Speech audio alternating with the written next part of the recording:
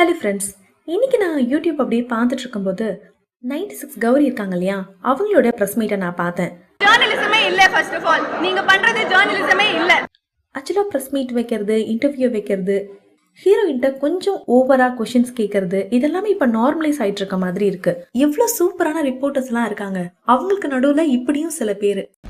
யார் யாது கேக்குற கேள்வியை பார்த்தா ரிப்போர்ட்டர் மாதிரி தெரியல. யார் அது? சில ஹீரோயின் தங்கா ரிப்ளை கொடுத்துட்டு போயிடுவாங்க. சில ஹீரோயினை பார்க்கறதுக்கே ரொம்ப பாவமா இருக்கும்.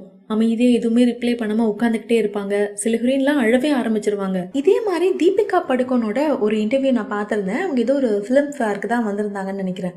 அதுல பாத்தீங்கன்னா ஒரு ரிப்போர்ட்டர், அதுலயும் லேடி ரிப்போர்ட்டர், திரும்ப திரும்ப அவங்களுடைய பர்சனல் ஸ்டஃப் பத்தி அவங்க கேட்டுக்கிட்டே இருக்காங்க. தீபிகாவும் அமைதியா பொறுத்து பார்த்தாங்க. ஒரு கட்டத்துக்கு மேல அவங்களால முடியல. ஒரு லேடியா இருந்துட்டு எப்படி இந்த கொஸ்டினை நீங்க கேக்குறீங்க அப்படின்ட்டு கேமராவை திருப்புங்கன்னு அவங்க ரொம்ப ஒரு மாதிரி அப்செட்டா பேச ஆரம்பிச்சிட்டாங்க. அதுவும் இல்லாம கான்பிடென்ட்டா ரிப்ளைவும் பண்ணியிருந்தாங்க. இதே மாதிரிதான் ஒரு டைம் ஐஸ்வர்யா கிட்டையும் கேட்டிருந்தாங்க. அவங்க சும்மாவே செமையா பேசுவாங்க. அவங்க கிட்ட போய் எப்போ நீங்க என் வீடியோஸ்லாம் நடிப்பீங்க அப்படின்ற மாதிரி கேட்டாங்க. என்னன்னு உங்களுக்கு தெரியும்னு நினைக்கிறேன். உடனே ஐஸ்வர்யா ராயும், எப்பா நீங்க ரிப்போர்ட்டர் தானா, எனக்கு ஏதோ கைனகாலஜிஸ்ட பேசுற மாதிரி இருக்கு, பிஹேவ் ப்ரோ, உங்களுக்கான வேலையை மட்டும் நீங்க பாருங்க அப்படின்னு செம்ம கிளாஸா பேசியிருப்பாங்க. அவங்களோட டிக்னிட்டியும் மெயின்டைன் பண்ணி கொஷனுக்கான ஆன்சரையும் தங்கா சொல்லியிருப்பாங்க. என்னோட பாடி என்னோட பர்சனல், உங்களோட என்டர்டைன்மெண்ட் கிடையாது அப்படிங்கிற மாதிரி பேசியிருப்பாங்க. அதே தான் இப்ப கௌரிக்குமே நடந்திருக்கு. அவங்களோட அப்கமிங் தமிழ் ஃபிலிம்காக தான் வந்திருக்காங்க ஒரு ப்ரெஸ் மீட்டுக்கு. அங்க இருக்க ஹீரோ கிட்ட, அதுவும் இவங்க முன்னாடியே, ஒரு சீன்ல நீங்க ஹீரோயினை தூக்குனீங்களே ரொம்ப வெயிட்டா இருந்தாங்களோ அப்படின்ட்டு கொஞ்சம் கூட கூச்சமே இல்லாம பாடி ஷேம் பண்ணியிருக்காரு.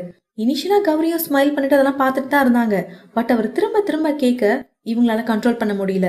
நீங்க யார் என் வெயிட்டை பத்தி பேசுறதுக்கு? என்னோட வெயிட்டு என்னோட இஷ்டம், என் டேலண்ட்டை பத்தி மட்டும் நீங்க பேசினா போதும் அப்படின்னு செம்மையா ரிப்ளை கொடுத்துருப்பாங்க. இதை கேட்ட அங்கிருந்த ஆடியன்ஸும் சரி, இண்டஸ்ட்ரியில இருக்கவங்களும் சரி பயங்கரமா அப்ரிஷியேட் பண்ணியிருக்காங்க. ஈவன் பிரஸ் கிளப் கூட கௌரி ப்ரூவ் பண்ணிட்டாங்க, ரெஸ்பெக்ட் பண்ணனா ரெஸ்பெக்ட் பண்ண கற்றுக் கொடுப்போம் அப்படின்ட்டு.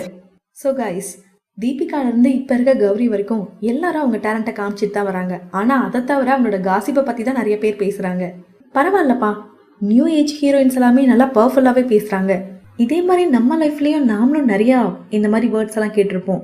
நீ கருப்பாக இருந்தாலும் அழகாக இருக்க, என்ன இவ்வளோ குண்டாயிட்ட, இன்னும் கல்யாணம் ஆகலையா, இப்படி குண்டா இருந்தால் யாரும் உன்னை கல்யாணம் பண்ணிக்குவா இப்படின்னு சில வேர்ட்ஸ் எல்லாம். இதெல்லாம் கண்டு காணாம போங்கடா பூமர்ஸ், அதெல்லாம் எங்களுக்கு தெரியுது, நீ பூமர் பண்றனால நீ அங்கில் அப்படிங்கிற மாதிரி கடந்து போயிருவோம். இதை பத்தி நீங்க என்ன நினைக்கிறீங்கன்றத கமெண்ட்ல சொல்லுங்க. அடுத்த வீடியோல பார்க்கலாம். Love you guys.